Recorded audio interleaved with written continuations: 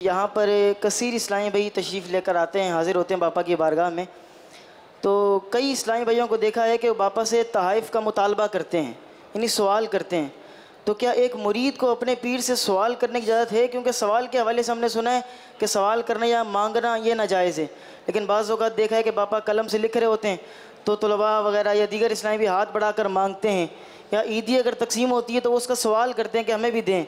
तो एक मुरीद अपने पीर से क्या सवाल कर सकता है फैज़ के तौर पर कि जी मुझे चीज़ मिले तो बरकत हासिल करूँगा?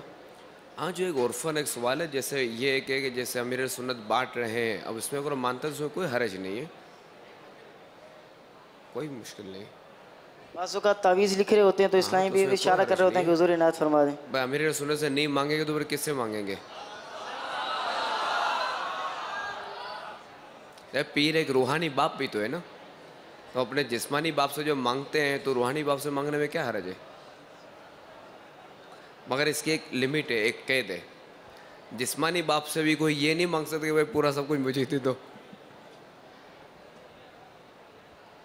उससे कोई हर्ज नहीं है।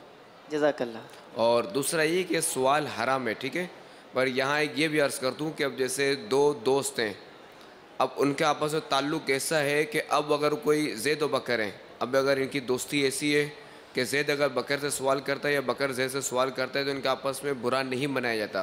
तो अब यहाँ इनके दरमियान ये मांगना एक दूसरे से ये नाजायज़ नहीं है, तो एज़ पर कंडीशन। बिलउमूम अगर हम देखेंगे तो नाजायज़ है, वरना बिलखुसूस देखेंगे तो बाज़ औक़ात ताल्लुकात ऐसे होते हैं तो उसमें कोई हर्ज नहीं है। जज़ाकल्लाहु खैरन कसीर। वाहियाकुम।